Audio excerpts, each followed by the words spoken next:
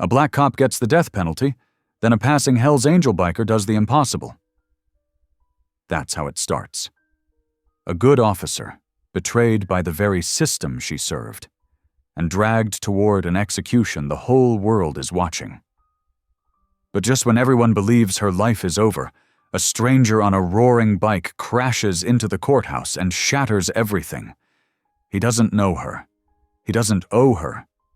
Yet he risks his life to pull her from the jaws of death, and whispers a truth more terrifying than the sentence she just received.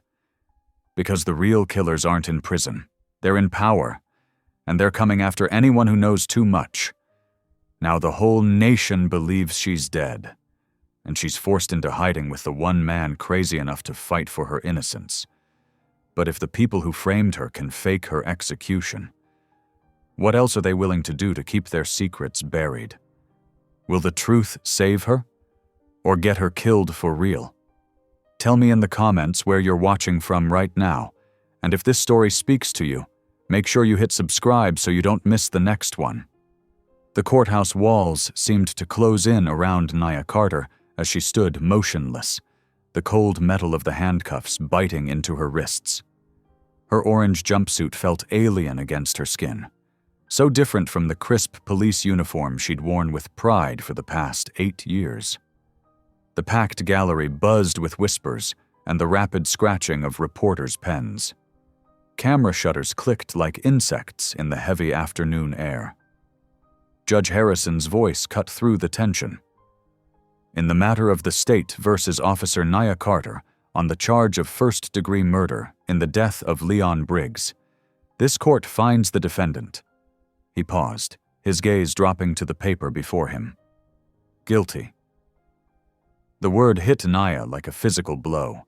Her legs trembled, but she forced herself to remain standing. She could hear her mother's sharp intake of breath from somewhere behind her. Given the heinous nature of this crime, the judge continued, and the betrayal of public trust by a sworn officer of the law, this court hereby sentences the defendant to death by lethal injection. The gallery erupted in a mix of gasps and murmurs. Nia's vision blurred, the courthouse seeming to tilt on its axis. This couldn't be real. Just months ago, she'd been working cases, serving her community, living her life. Now she stood condemned for a murder she didn't commit. 2 court officers stepped forward to escort her. Their hands were firm on her arms as they guided her toward the basement holding area. The click of their boots echoed off the marble floors, a rhythm that seemed to mock the racing of her heart. As they descended the stairs, voices drifted up from below. Other officers, their tones casual and cold. "Fastest conviction I've seen in years," one said, leaning against the wall with a coffee cup in hand. "System knows how to handle its own," another replied with a smirk. "Especially the dirty ones." Nia's stomach churned at their words. She'd trusted the system her entire career, believed in it, defended it. Now that same system had turned on her with frightening efficiency. In the dimly lit basement corridor, Nia closed her eyes and tried to pray. The words that had once come so easily now felt stuck in her throat. Where was God in all of this? The faith that her mother had instilled in her since childhood seemed to slip through her fingers like sand. From above, a heart-wrenching sob pierced the air. Nia's head snapped up, recognizing her mother's voice. The sound cut deeper than any knife could, bringing tears to her eyes that she refused to let fall. Her mother had raised her alone, working 2 jobs while still finding time to volunteer at church and teach Nia about faith, justice, and compassion. Now that same faithful woman was watching her only daughter being led away to death row. The officers guided her through a heavy metal door and out into the loading bay where a prison transport van waited. The late afternoon sun hung low in the sky, painting everything in shades of amber and shadow. It was a beautiful sunset, the kind her mother would have called God's artwork. But today, It felt like a cruel reminder of everything she was losing. The van's interior was cold and sterile. As they pulled away from the courthouse, Nia found herself staring at her reflection in the window. The woman looking back at her seemed like a stranger, hollow-eyed and pale, with none of the confidence she'd worn like armor throughout her career. Was this really how it would end? Would this be her last sunset as a free woman? The city streets rolled by outside, people going about their normal lives while hers crumbled around her. Shop owners closing up for the day, children playing in parks, couples walking hand in hand, all of them existing in a world that still made sense. Her world had stopped making sense the moment Leon Briggs was found dead, and someone had expertly framed her for his murder. The van hit a pothole, making the chains of her restraints rattle. The sound echoed in the empty space, a harsh reminder of her new reality. She thought of all the times she'd transported suspects in vehicles just like this one, never imagining she'd be on the other side of the barrier. As the van turned onto the highway, the sunset deepened to a bloody red.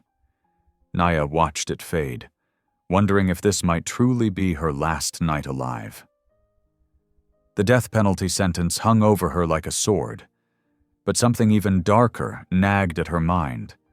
The speed of the trial, the convenient evidence, the casual remarks of the officers in the basement.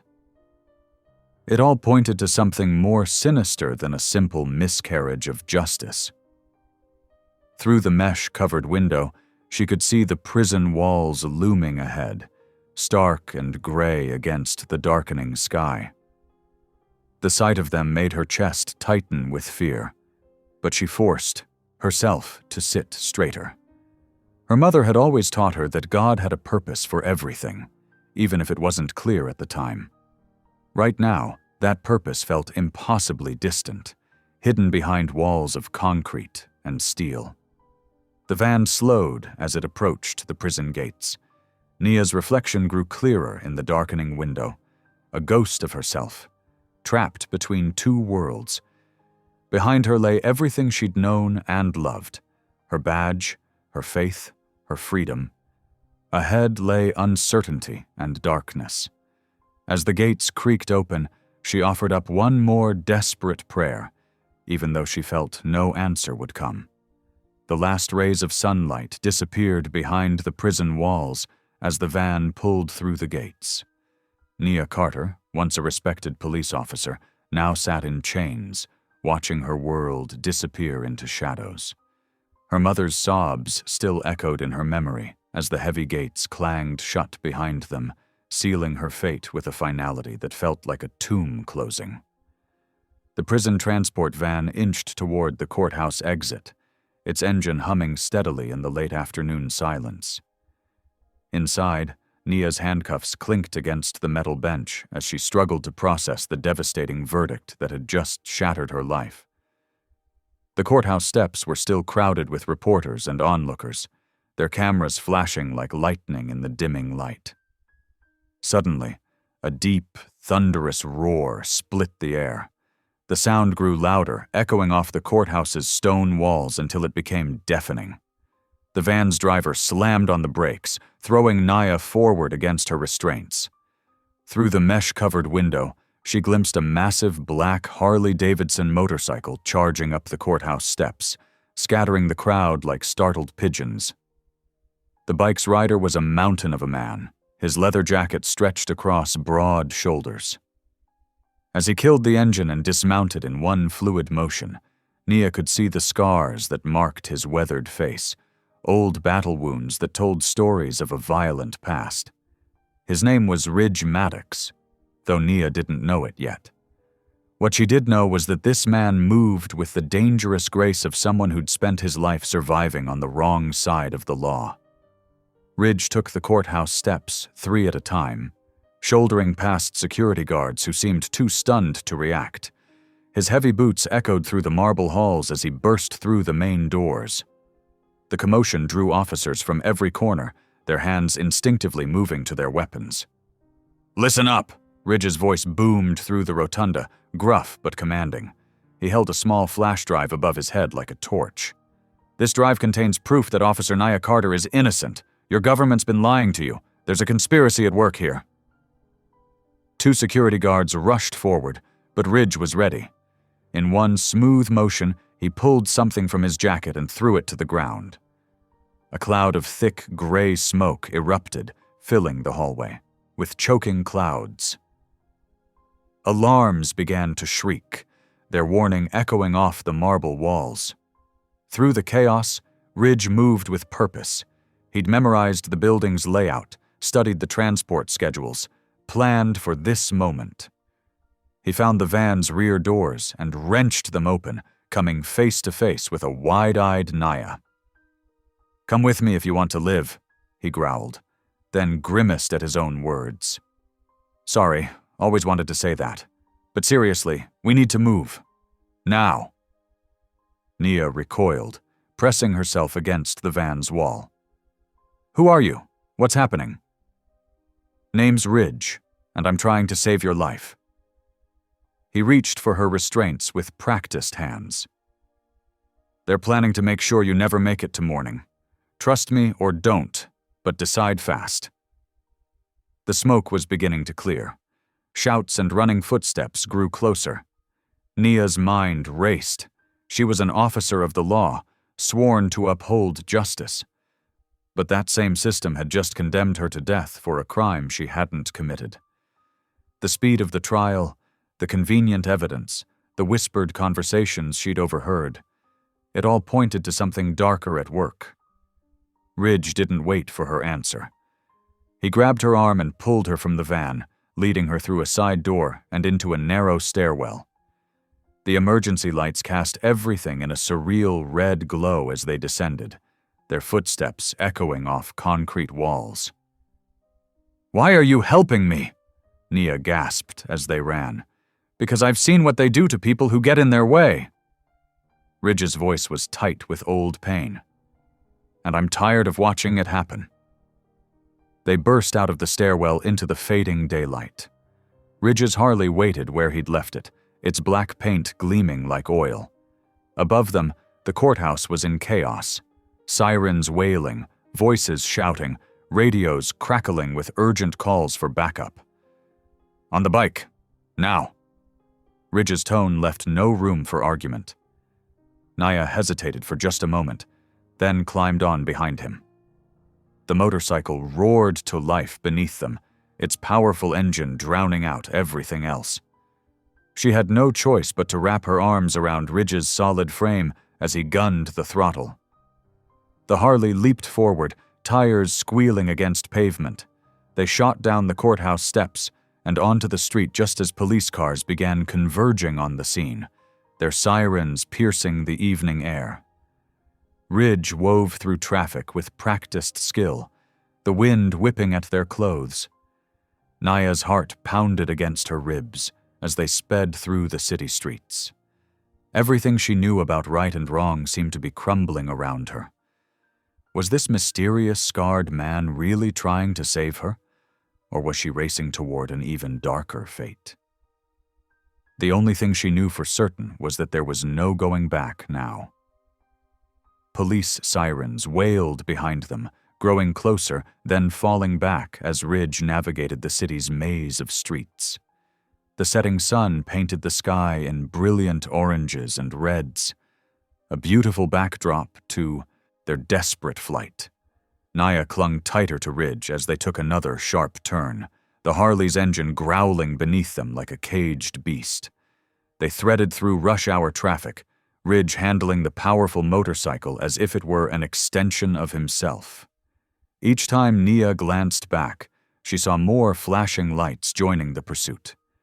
Yet somehow, Ridge stayed ahead of them all, almost as if he'd planned their escape route long before this moment. The wind rushed past them, carrying away the last remnants of Nia's old life, her badge, her uniform, her place in the world she'd sworn to protect. Now she was a fugitive, racing into the unknown with a stranger who looked like he belonged on America's most wanted list. But beneath her fear and confusion, a tiny spark of hope began to grow. If what Ridge had said was true, if he really did have proof of her innocence. The Harley's engine roared as they accelerated onto a highway ramp, the city falling away behind them. The sirens continued their urgent cry, but they were growing fainter now, unable to keep up with Ridge's skillful maneuvering. As the last rays of sunlight painted the sky above them, Nia realized she was literally riding off into the sunset, though whether toward salvation or destruction, she couldn't begin to guess.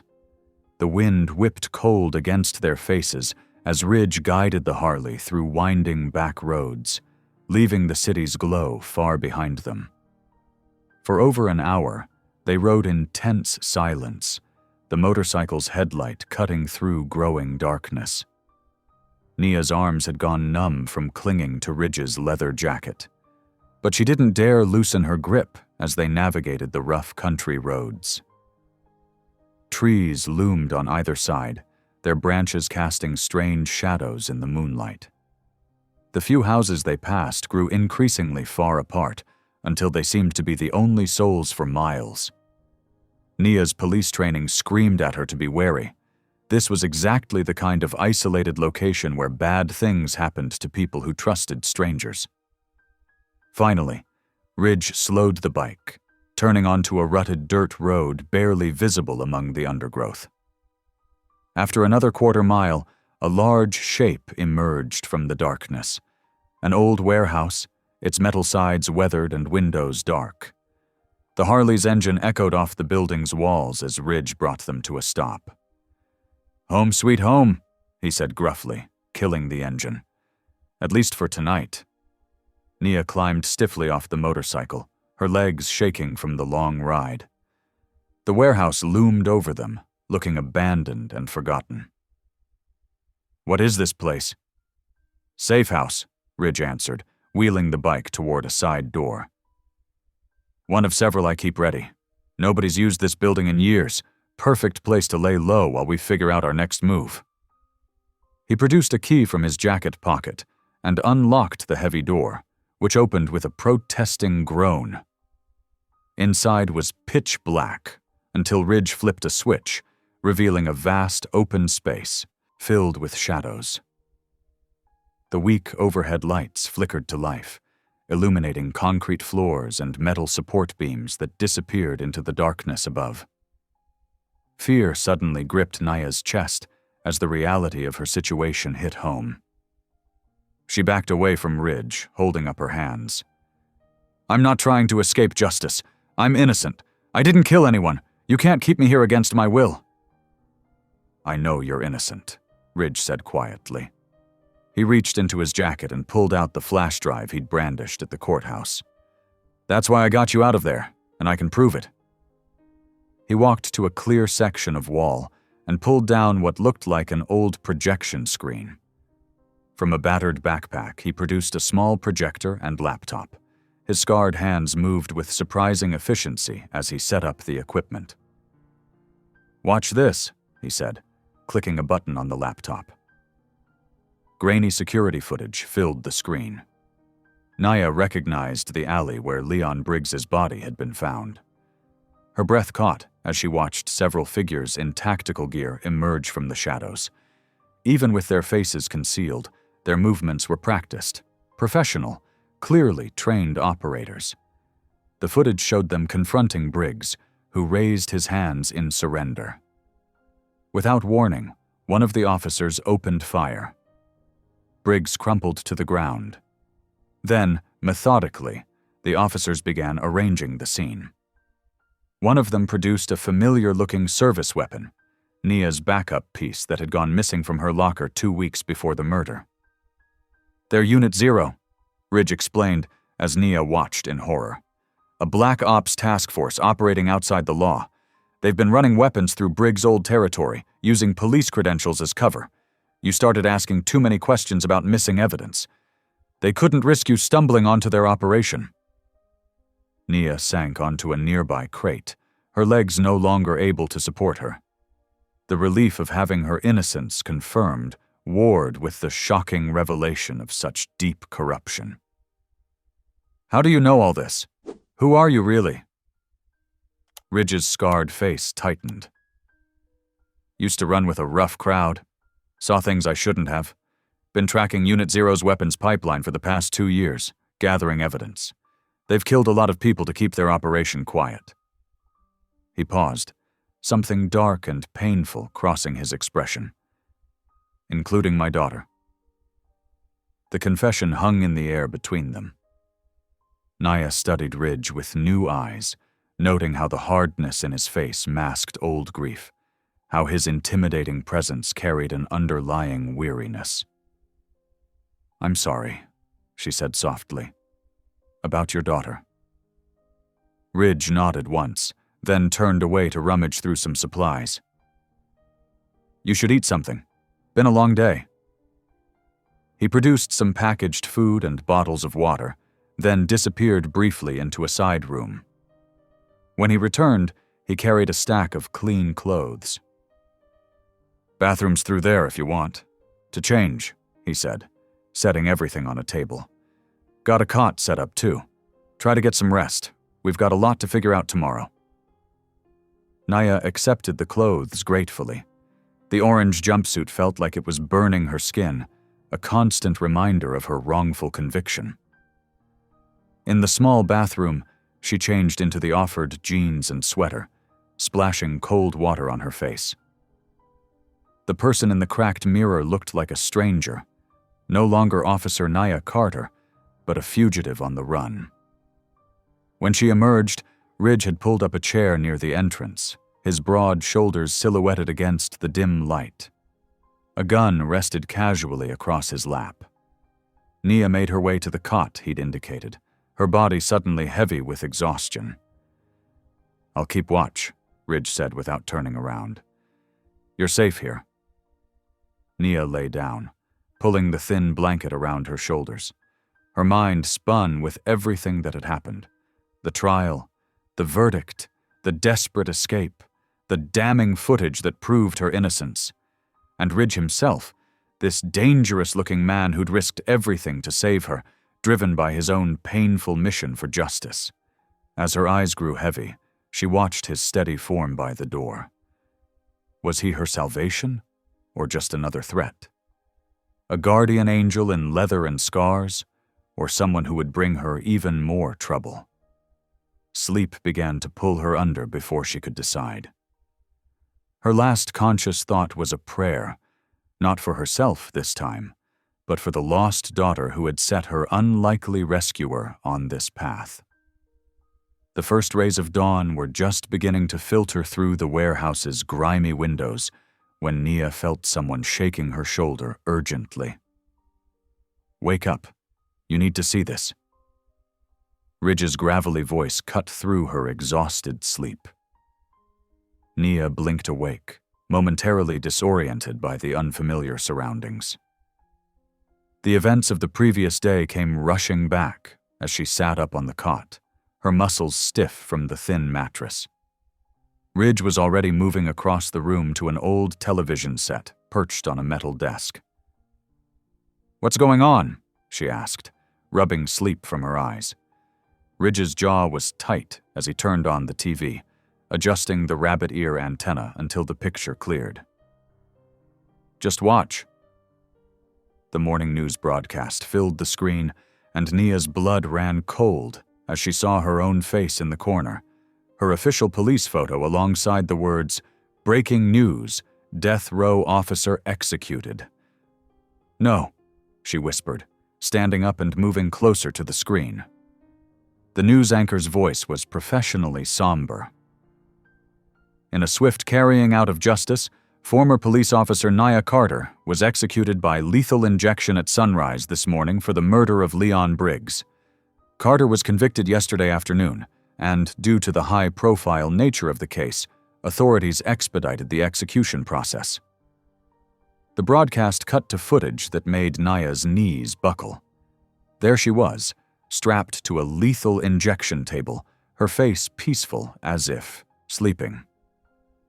The image was so convincing that for a moment she doubted her own reality.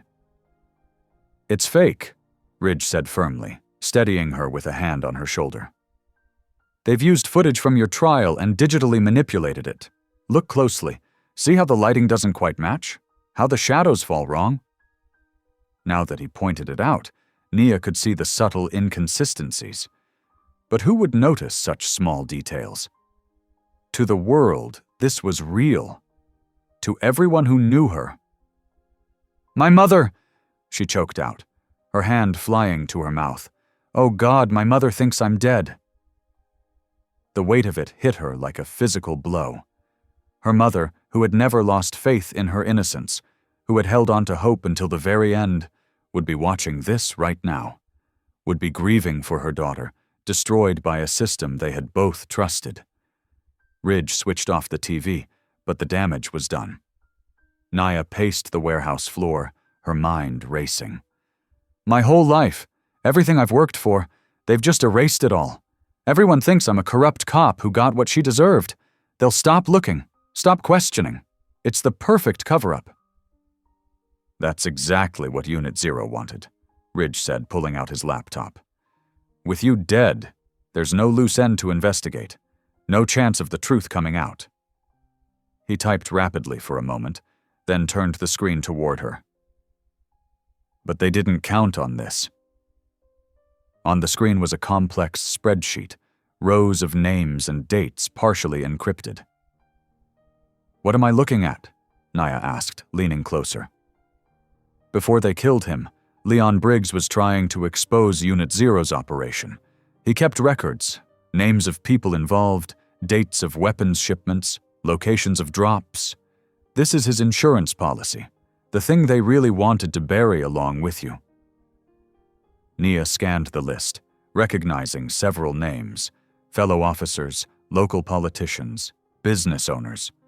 Some had question marks next to them, others were marked in red. "These people, are they all involved?" Ridge shook his head grimly. "Some are conspirators. Some are potential witnesses Briggs was trying to protect, and some—" he pointed to the names in red. "Some are probably next on Unit Zero's hit list." Nia straightened up, squaring her shoulders despite the trembling in her hands. She could feel tears on her cheeks, but didn't bother wiping them away. Everything she had believed in, justice, the law, her calling to protect and serve, had been twisted into something unrecognizable.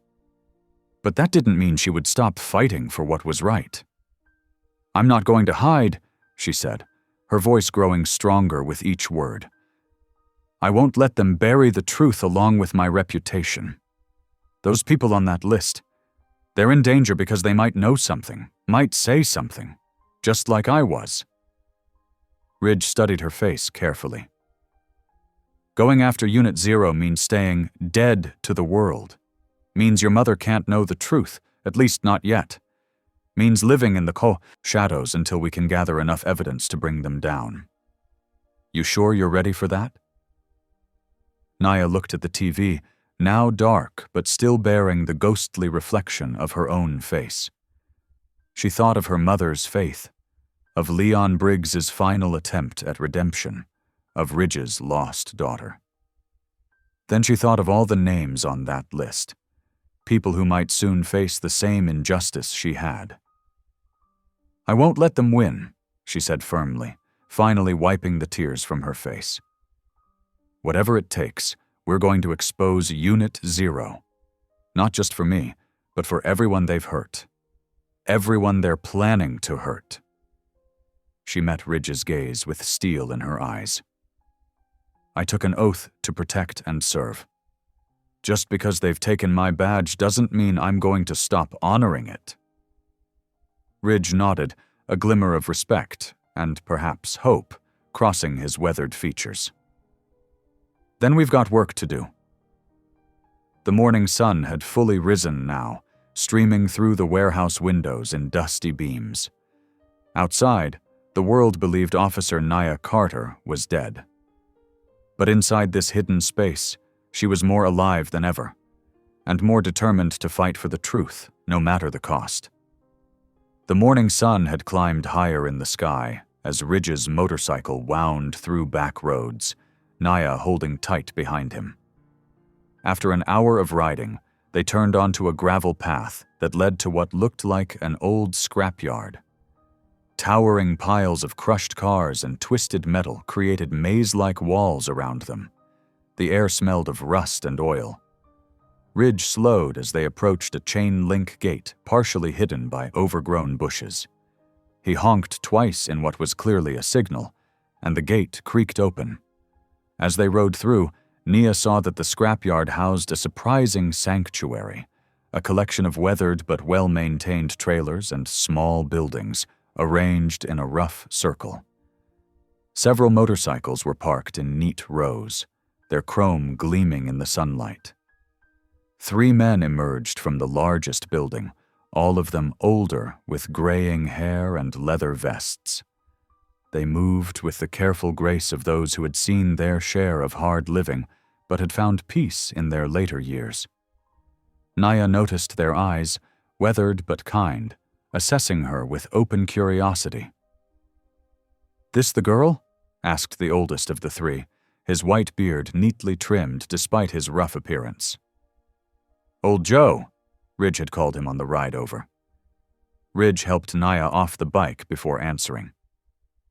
"This is Naya Carter. The cop Unit Zero tried to frame and kill." The men's expressions darkened at the mention of Unit Zero. One of them, a tall man with arms covered in faded tattoos, crossed his arms. "How do we know she ain't really dirty? No offense, miss, but we've seen plenty of cops go bad." "Show them," Nia said quietly to Ridge. He nodded and pulled out his laptop. The men gathered around as Ridge played the footage, showing Unit Zero officers planting evidence and executing Leon Briggs. Their faces grew grimmer with each passing moment. When Ridge showed them the list of potential targets, Old Joe let out a long, low whistle. "Jesus," he muttered. "They're getting bolder, going after their own now."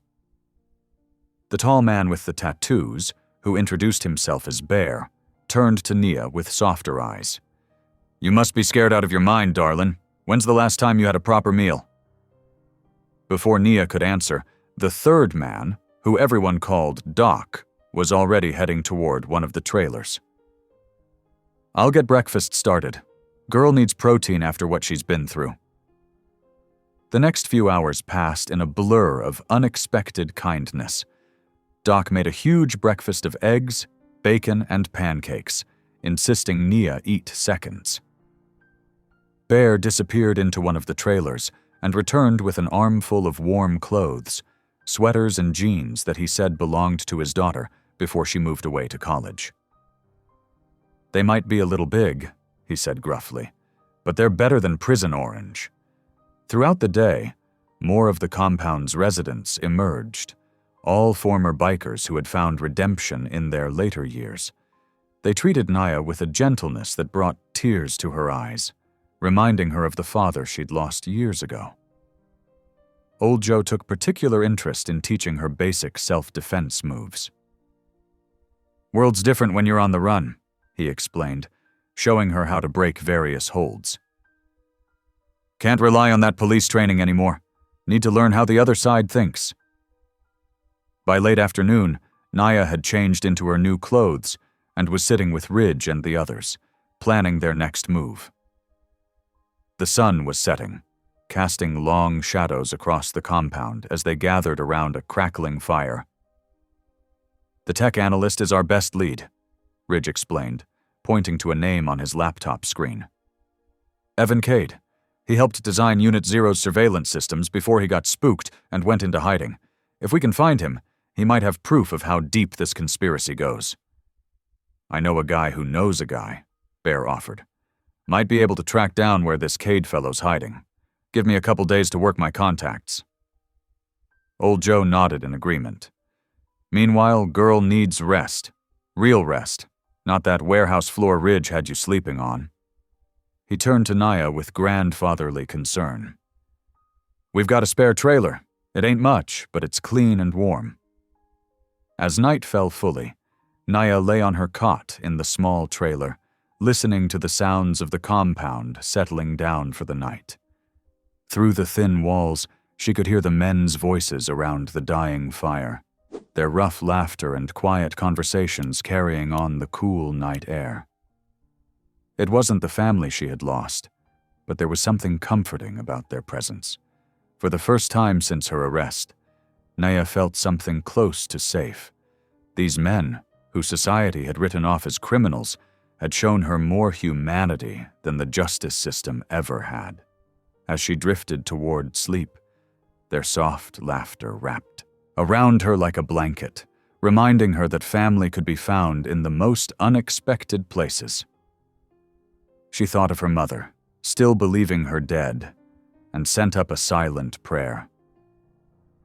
"Mom, I'm still here, I'm still fighting, and somehow I've found people who are helping me fight." The distant sounds of the bikers talking and the gentle crackle of the fire followed her into dreams that, for once, weren't filled with fear. The old RV groaned as Tank guided it onto the interstate just before dawn. Its rusty frame shuddered with each bump, making the cabinets rattle. Naya sat at the small dinette table, watching the sunrise paint the sky in shades of pink and gold. Ridge was beside her, cleaning his gun with practiced movements, while old Joe dozed in the passenger seat up front. Tank glanced in the rearview mirror. "Should make it to Arizona by late afternoon if the old girl holds together." He patted the RV's dashboard affectionately. "She ain't pretty, but she's less obvious than a pack of bikes." Nia nodded, grateful for the disguise. They looked like any other group of retirees heading south for warmth. Her new clothes, loose jeans and an oversized sweater, completed the image of a daughter traveling with her father and uncles. The morning stretched on quietly until Tank pulled into a truck stop for fuel. While he filled the tank, old Joe made coffee on the RV's tiny stove. The familiar smell filled the cramped space, reminding Naya of early mornings at the precinct. "Want to talk about it?" Ridge asked softly, noticing her distant expression. Nia wrapped her hands around the warm coffee mug. "I keep thinking about my mom," she admitted. "About the day I told her I wanted to be a cop like Dad was." She swallowed hard. "He died in the line of duty when I was 12. Mom was terrified I'd follow his path, but she supported me anyway. Now she thinks—" Her voice cracked. Ridge set down his gun, his scarred hands gentle as he placed one over hers. "I know something about losing family," he said. His voice was rough with old pain. "Had a daughter once. Emily. She was 8 when she got caught in the crossfire of a gang shooting I was investigating." Nia's heart clenched. "I'm so sorry." "Found out later it wasn't random. Unit Zero had orchestrated the whole thing to keep me quiet about their weapons pipeline." His jaw tightened. "That's when I started gathering evidence against them. Couldn't save Emily, but maybe I could save someone else." The vulnerability in his eyes made Naya see past his hardened exterior to the grieving father beneath. She squeezed his hand back, a silent understanding passing between them. Old Joe cleared his throat from the doorway. "We're rolling again, kids." The afternoon sun was low when they finally pulled into the Sun Valley retirement community. Rows of identical trailers stretched out before them, their metal sides gleaming dully. Tank parked near the back, away from prying eyes. "Number 47, Ridge said, checking his phone. "The analyst, Evan Cade, has been hiding here for 8 months." They found the right trailer, its windows covered with heavy curtains. Ridge knocked using a specific pattern. After a long moment, they heard multiple locks being undone. The door opened just enough to reveal a thin man in his 30s with nervous eyes and unkempt hair. "You Ridge?" he whispered. When Ridge nodded, Cade quickly ushered them inside. The trailer's interior was a mess of computer equipment and papers. Monitors displayed various security camera feeds from around the park. Cade wrung his hands as he spoke. "I've been waiting for someone to find me," he said. "Either you or them. Been copying everything I can." He gestured to a wall of external hard drives. Shipping manifests, bank records, internal communications, proof of every person they've framed or eliminated. Naya stepped forward. "You have evidence about my case?" Cade nodded frantically. "They've been using dirty cops to move weapons for years. When honest officers like you get too close, they frame them, make examples of them." He started copying files to a new drive. "It's all here, every detail of how they set you up." Suddenly, old Joe, who had been watching through a gap in the curtains, tensed. "We've got company. Black SUVs entering the park." "Unit 0, Cade whimpered. "They found me." Ridge moved with practiced efficiency. "Tank, start the RV. Joe, cover the back. Cade, grab what you need. You're coming with us." The analyst grabbed his laptop and the hard drives with trembling hands. Naya helped him gather papers while Ridge checked his weapon. They heard car doors slamming outside. Through the curtains, Naya glimpsed men in tactical gear moving between the trailers. "Back door," Ridge commanded. "Now." They slipped out just as someone started pounding on the front door. Old Joe led them through the maze of trailers, his walking stick concealing a sword he now held ready. Tank had the RV's engine running. They piled in as shouting erupted behind them. Gunshots pinged off the RV's metal side as Tank floored the accelerator. "Keep your heads down," Ridge ordered, returning fire through a window to cover their escape. Tank drove like a man half his age, weaving the massive vehicle through the narrow lanes. They burst through the park's gate in a shower of sparks, fishtailing onto the main road as more shots followed them. It was fully dark by the time they felt safe enough to slow down. Cade huddled in the back, clutching his laptop like a shield. The hard drives were secure, filled with evidence that could bring down Unit 0's entire operation. Nia looked at the frightened analyst, then at Ridge, who was finally lowering his gun. Old Joe was tending to a graze on Tank's arm, where a bullet had come too close. They were all shaken, but alive. And now they had proof. "Thank you," she said softly, meaning it for all of them. "For risking your lives for this, for me." Ridge's eyes met hers in the darkness. "Family protects family," he said simply.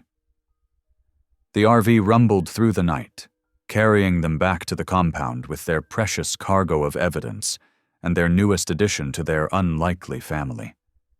They were exhausted and on edge, but they had done it. They had the proof they needed. Now they just had to figure out how to use it. Naya jolted awake in the cold dawn light, her heart pounding. In her nightmare, she had been back in that prison van, watching her mother collapse in grief. The memory felt as fresh as yesterday, though nearly a week had passed since her escape. She took several deep breaths, trying to calm her racing pulse. Unable to fall back asleep, she pulled on a borrowed denim jacket and stepped outside the makeshift bedroom in the compound. The morning air was crisp, carrying the metallic scent of the surrounding scrapyard. Something new caught her eye. A weathered white church van parked between stacks of crushed cars. Ridge emerged from the main building, 2 steaming coffee cups in his hands. He offered one to Nia. "Rough night?" She accepted the cup gratefully. "The usual dreams." She nodded towards the van. "What's with the new wheels?" "Our next move," Ridge said, taking a sip of his coffee. "Remember that list from the analyst? There's a pastor on it, Elijah Thompson, runs a community church about 2 hours from here. He's been helping refugees and homeless folks that Unit 0 wants to clear out for some development deal." "And they're planning to frame him too?" Nia asked, her stomach turning. Ridge nodded grimly. "We need to warn him. Old Joe says he's good people. Helped some of the brothers get clean years back." Within the hour, they were on the road. The church van might have seen better days, but it drew far less attention than Ridge's Harley. Nia watched the landscape change from industrial wasteland to suburban sprawl to rolling countryside. They drove mostly in comfortable silence, both lost in thought. The church came into view just before 10 o'clock in the morning, a modest white building with a tall steeple surrounded by well-tended gardens. Several cars were parked outside, and through the stained glass windows, they could see movement inside. "Morning prayer circle," Ridge explained as they parked. "Joe said the pastor never misses it." They entered quietly through the heavy wooden doors. The interior was warm and welcoming, with sunlight streaming through colored glass and wooden pews worn smooth by years of faithful attendance. In the front of the sanctuary, about 15 elderly congregants knelt in a circle, their heads bowed as a tall man in his late 40s led them in prayer. Pastor Elijah looked up as they entered, his kind eyes taking in Ridge's rough appearance and Nia's nervous stance. Without missing a beat in his prayer, he gestured welcomingly for them to join the circle. Nia hesitated, but Ridge gave her a gentle nudge forward. They found spaces in the circle, Nia between two silver-haired women who smiled warmly at her, Ridge next to a man with gnarled hands and a veteran's cap. As she knelt on the worn carpet, something shifted inside Nia. The familiar words of prayer, the soft morning light, the gentle presence of these strangers, it all washed over her like a healing balm. Tears pricked at her eyes as she remembered countless Sundays in church with her mother, the pure faith of her childhood that had seemed so distant lately. She glanced at Ridge and was startled to see his eyes closed tight, his hands clasped white-knuckled in front of him. She knew from their conversations that he hadn't set foot in a church since his daughter's funeral 3 years ago. The pain and hope warring on his face made her heart ache. After the prayer ended, Pastor Elijah approached them directly. "I know troubled spirits when I see them," he said quietly. "Come to my office. We'll talk." His office was small but comfortable, with books lining the walls and a window overlooking the garden. As Ridge explained the situation and showed him the evidence on Cade's laptop, the pastor's face grew grave. "I've seen their handiwork before," he said. "They've been trying to push out the homeless community I serve. Last month, 3 of my congregation members were arrested on false charges." He turned to Nia. "When I heard about your case on the news, something felt wrong about it. Now I know why." "Will you help us?" Nia asked. "Of course," he replied without hesitation. "The church has always been a sanctuary for those seeking justice. You'll be safe here while we work." Throughout the afternoon, they worked with Cade's files, carefully uploading selected evidence to secure servers where it couldn't be easily erased. Pastor Elijah made calls to trusted journalists and advocacy groups, laying groundwork for the truth to emerge. As evening approached, the pastor insisted they join the congregation for dinner in the church basement. The long tables were filled with home-cooked dishes brought by church members. Nia found herself seated between a grandmotherly woman who kept filling her plate with casserole and a retired teacher who shared stories of her own fights against corruption in the school system. Ridge sat across from her, looking more relaxed than she'd ever seen him. An elderly man was showing him photos of his grandchildren, and Ridge's smile, though tinged with sadness, was genuine. The basement was warm with conversation and laughter, the atmosphere one of quiet hope rather than fear. For the first time since her arrest, Nia felt truly safe. She watched Ridge bow his head over his meal, his lips moving in what might have been his first mealtime prayer in years. Pastor Elijah moved among his flock, touching shoulders, sharing jokes, making everyone feel welcome. When he caught Nia's eye, he gave her a knowing smile. This wasn't just dinner. It was communion in its truest sense. Oh, gathering of souls united in purpose and faith. As plates were cleared and coffee was poured, Nia looked around the table at these people who had welcomed them without question. They were no longer strangers, but allies, perhaps even family. The evidence they'd uploaded that day might bring down Unit Zero, but this moment, this gathering of hearts, felt like an equally powerful weapon against the darkness they faced. The warm yellow lights of the basement cast a gentle glow over the scene. Ridge helping an elderly woman with her coat, Pastor Elijah deep in conversation with a young couple, church members exchanging hugs and promises to pray for each other. It was a picture of hope, of community, of faith restored. The peaceful evening shattered at 10 o'clock when Ridge's phone buzzed. His face went pale as he read the message.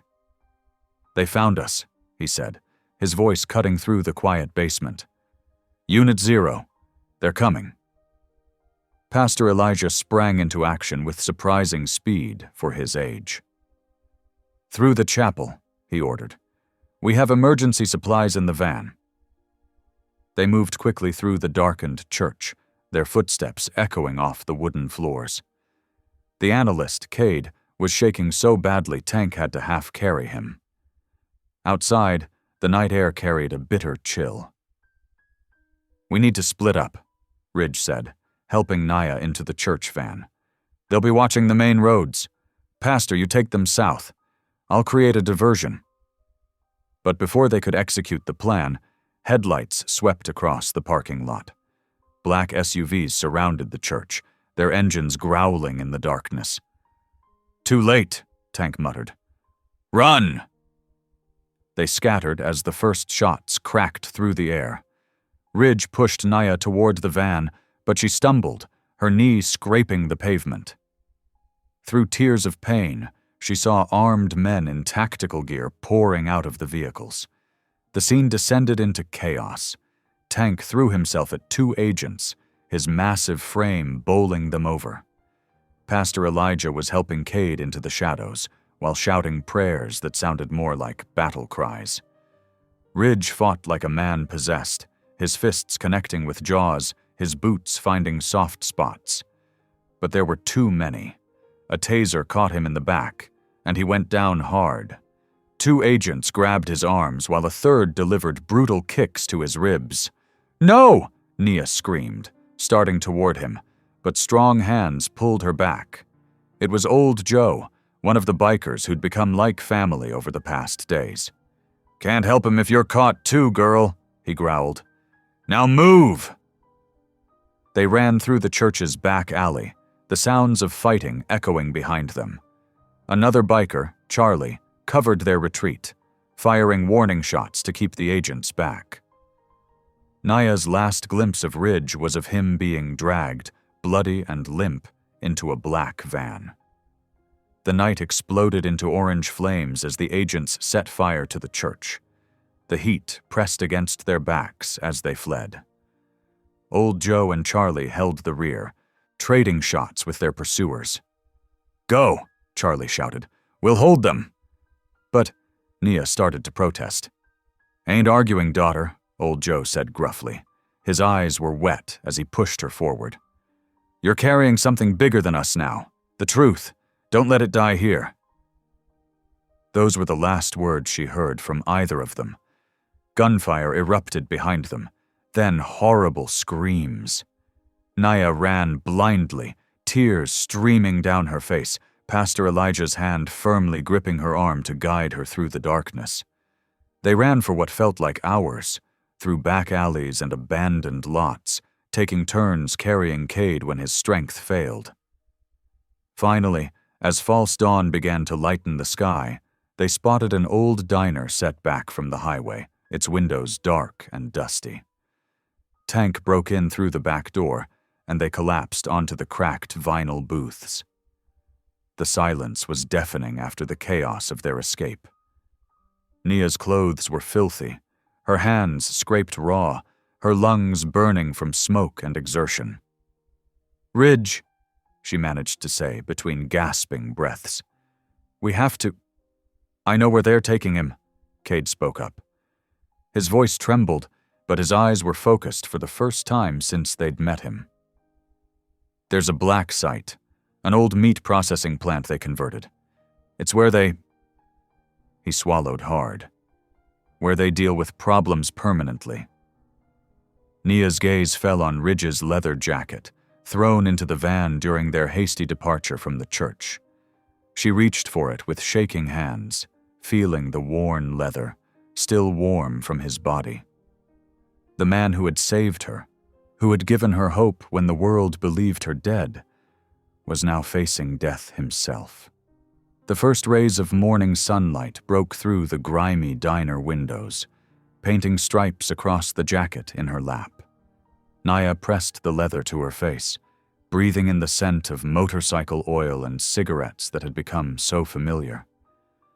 Her tears fell freely now, but her voice was steel when she spoke. "I won't let them kill him," she said. "He saved my life. He gave up everything to help me. I won't let him die for it." Pastor Elijah placed a gentle hand on her shoulder. "We'll help you," he said softly. "All of us. But first we need to rest and plan. Running in blind will only get more people killed." Nia nodded, her fingers tight around the jacket. In her mind, she could still see Ridge fighting, still hear old Joe and Charlie's final words. The truth. That's what they had died protecting. That's what Ridge was willing to die for. The morning sun grew stronger, filling the abandoned diner with golden light that seemed to mock their grief. They sat in exhausted silence, each lost in their own thoughts, while outside, the world went about its morning as if nothing had changed. But everything had changed, and Nia knew with absolute certainty that she would either save Ridge or die trying. There was no middle ground anymore. Tank began securing the diner's entrances, while Pastor Elijah tended to their various cuts and scrapes with a first aid kit from the van. Cade huddled in a corner booth, muttering coordinates and security protocols to himself, trying to remember everything he could about the black site. Through it all, Nia held on to Ridge's jacket like a lifeline, her tears slowly drying into determination. The leather was scarred and patched, telling stories of crashes and fights and hard years on the road. But it had survived, like its owner. And so would she. The morning sun climbed higher, warming the cold diner. Nia stared at the jacket in her lap, remembering Ridge's gruff kindness, his hidden pain, the way he'd prayed in church for the first time in years. She wouldn't let that be the last time. She couldn't. "Hold on, Ridge," she whispered to the jacket. "Just hold on, I'm coming." The morning sun streamed through the diner's grimy windows, casting long shadows across the worn linoleum floor. Nia sat at a corner booth, her fingers still wrapped around Ridge's jacket, when the bell above the door chimed. Everyone tensed, but Tank quickly relaxed. "It's just Miriam," he said, nodding toward the elderly woman who stepped inside. Miriam Holt carried herself with military precision despite her age, her silver hair pulled back in a neat bun. She set down a heavy duffel bag filled with electronic equipment, eyeing the group with sharp intelligence. "So, these are our warriors," she said dryly. "2 church folks, a nervous wreck, and some overgrown children on motorcycles. Lord help us all." Pastor Elijah smiled warmly. "Don't forget our brave police officer." "Former police officer," Nia corrected quietly. "Dead one, according to the news." Miriam's expression softened. "Well, dead or alive, we've got work to do. Tank tells me you need to breach a secure facility?" Throughout the late morning, they gathered around a makeshift planning table. Cade sketched shaky blueprints of the meat processing plant, while Miriam unpacked her equipment, old radios, signal jammers, and other devices she'd modified herself. "These will scramble their communications," she explained, holding up a small black box. "Used similar tech back in my service days. They don't expect anyone to use the old methods anymore." Around noon, Naya stepped away to make several careful phone calls from a burner phone Miriam provided. She reached out to investigative reporters she'd trusted during her police days, leaving cryptic messages about upcoming evidence of government corruption. "Plant the seeds now," Pastor Elijah advised. "When we release the proof, they'll be ready to act." The afternoon sun beat down as they refined their plan. Tank and the remaining bikers would create a diversion at the facility's main gate. Miriam would coordinate from a distance, jamming communications.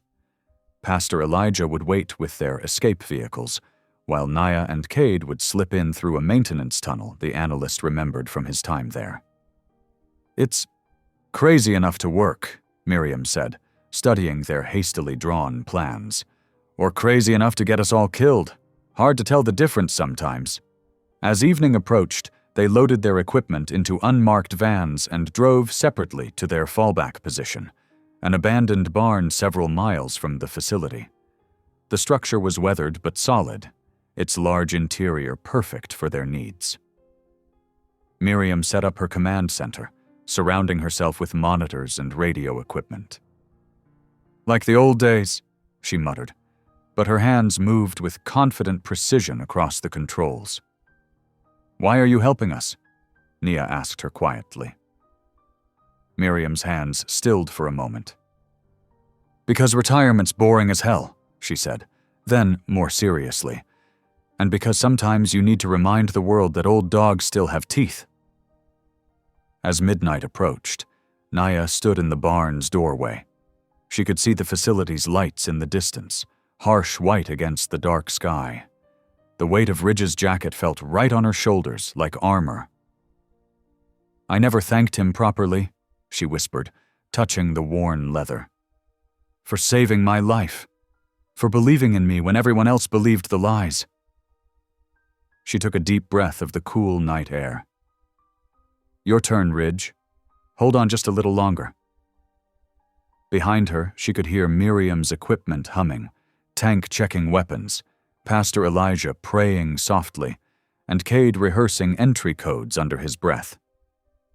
They were an unlikely team: the condemned cop, the retired veteran, the nervous analyst, the pastor, and the aging bikers. But they were all Ridge had. The facility's lights blurred as tears filled her eyes, but Naya blinked them away. She had cried enough. Now was the time for action. Just after midnight, Miriam's fingers danced across her makeshift control panel in the barn, adjusting dials with practiced precision. "EMP charges set," she announced, patting the modified Harley-Davidson. "One burst should knock out their security grid for exactly 3 minutes." Nia ran her hand along the motorcycle's fuel tank, now fitted with Miriam's electromagnetic pulse device. The bike looked exactly like Ridge's, down to the scratched chrome pipes. "You're sure this will work?" "Child, I was disrupting Soviet communications while you were still in diapers," Miriam replied with a wry smile. "Trust the tech." Outside, Pastor Elijah directed his small choir as they loaded speakers onto an old pickup truck. Their voices carried softly through the night air as they practiced their hymns, soon to become an unlikely diversion. Tank approached, checking his watch. "It's time, kid." He handed Naya a small radio and several smoke grenades. "Remember, after the EMP hits, you've got 3 minutes to get through those gates before their backup generators kick in."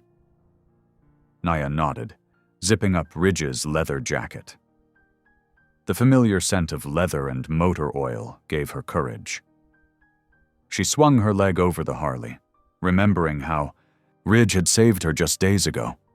Now everything had changed. At 12:30 in the morning, Pastor Elijah's choir began broadcasting Amazing Grace through powerful speakers, their voices echoing across the empty fields surrounding the facility. Guards emerged from their posts, confused by the sudden concert. "That's your cue," Miriam said through the radio. "Go raise some hell, honey." Naya gunned the Harley's engine and roared out of the barn's shadows. The facility's floodlights illuminated her approach as she accelerated toward the main gate. Behind her, Tank followed in a stripped-down truck, ready to provide backup. "Approaching the perimeter," Nia whispered into her radio. "Ready for blackout." "EMP charging," Miriam replied. 3, 2, 1. Nia pressed the red button mounted on her handlebars. The motorcycle shuddered as the electromagnetic pulse discharged. Instantly, the facility plunged into darkness. Floodlights died, electric fences powered down, and security cameras went dark. 3 minutes starting now, Miriam's voice crackled through the radio. Nia didn't hesitate. She crashed through the unmanned gate, with Tank close behind. They abandoned their vehicles near the loading dock and slipped inside through an employee entrance, using access codes the analyst had provided. The emergency lights cast eerie red shadows as they navigated the corridors. Nia's heart pounded with each footstep, expecting guards around every corner. But the choir's performance had drawn most of the security outside, leaving the halls eerily empty. "Turn left at the next junction," Tank whispered, consulting a crude map. "Execution chamber should be 2 floors down."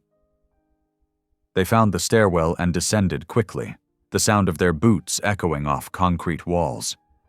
At the bottom, Nia carefully pushed open a heavy metal door. The execution chamber's antechamber lay ahead, illuminated by battery-powered safety lights. Through a reinforced window, she saw him. Ridge was strapped to a metal table, his face bruised and swollen. An IV line hung ready nearby. The sight made her stomach turn. "Watch my back," she told Tank, then slipped inside. Ridge's eyes widened when he saw her. "No," he croaked. "You shouldn't be here. They'll kill you."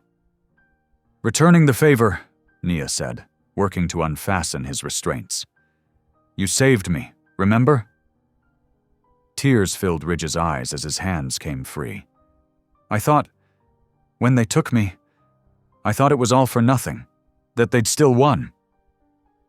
"Not today, they haven't," Nia said, helping him sit up. Suddenly, harsh fluorescent lights blazed to life overhead. A mechanical voice echoed through hidden speakers. "Backup power systems engaged. Security lockdown initiating." Heavy metal shutters began descending over the doors and windows. Tank wedged a metal bar into one doorway, keeping it from closing completely. "Time to go, people." "Can you walk?" Nia asked Ridge. He nodded grimly, sliding off the table. "Run is another story." "Then we'll carry you," Tank said, moving to support Ridge's other side. The facility's alarms began to wail as red emergency lights strobed through the corridors. Somewhere above, they could hear boots thundering on metal stairs. The sound of Pastor Elijah's choir had faded, replaced by shouts and radio static. "Miriam," Nia called into her radio, "we need another miracle." Through trembling fingers, Nia pulled out her phone and connected to Miriam's secure network. "Uploading everything now," she whispered, tapping the screen to initiate the data transfer.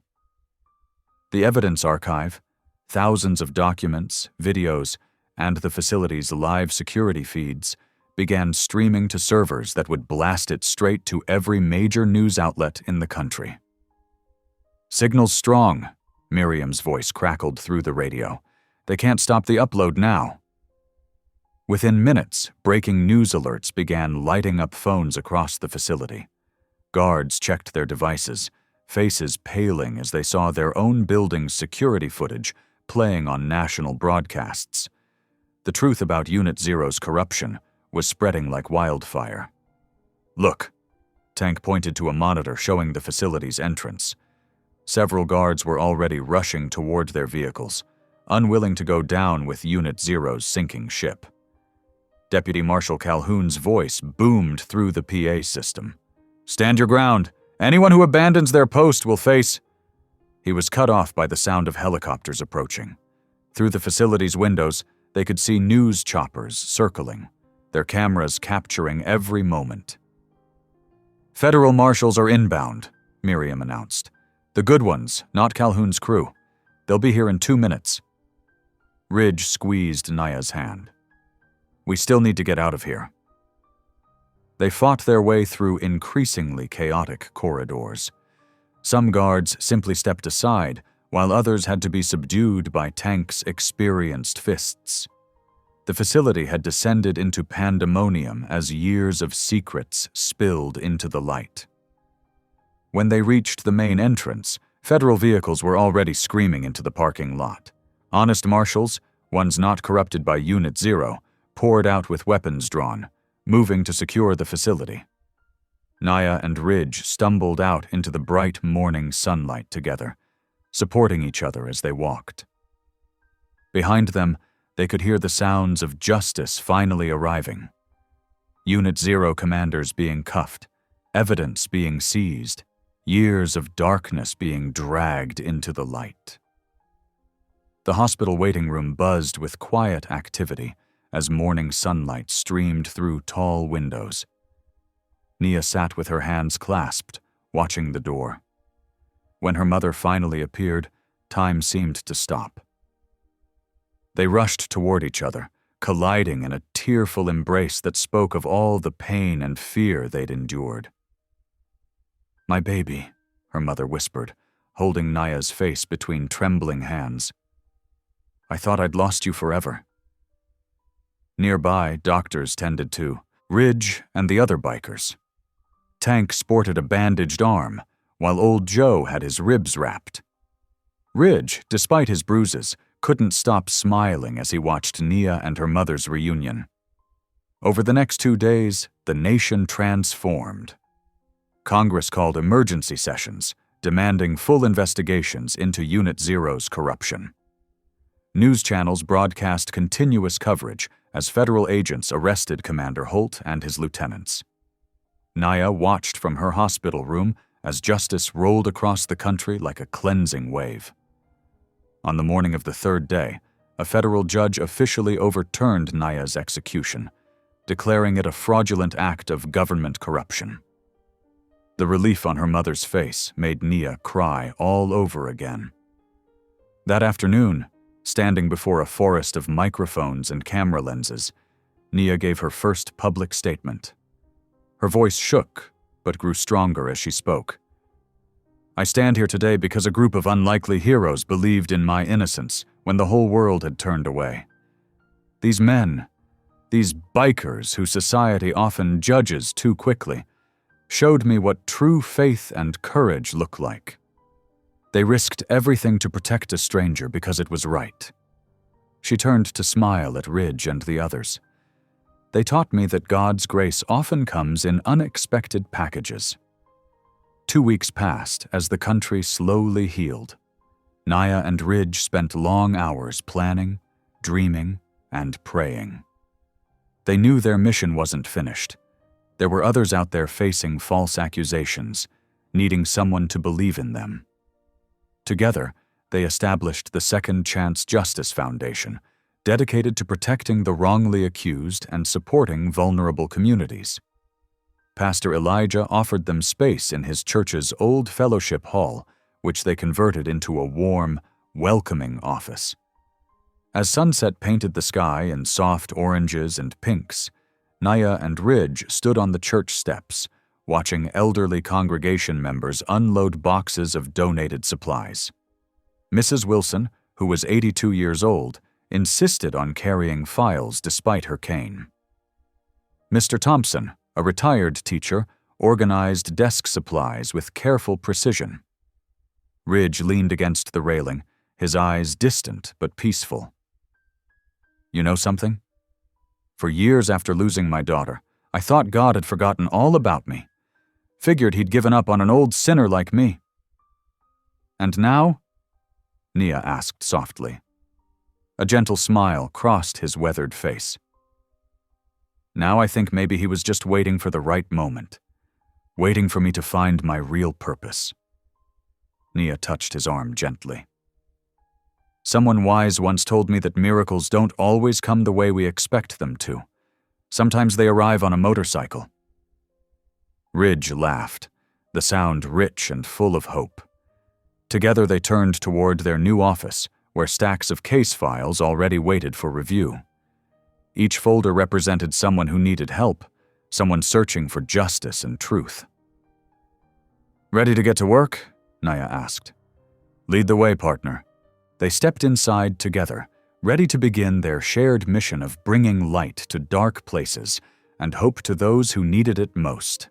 If this story made you pause, reflect, or even smile, don't forget to subscribe. I post daily, and the next story might be exactly what you need to hear.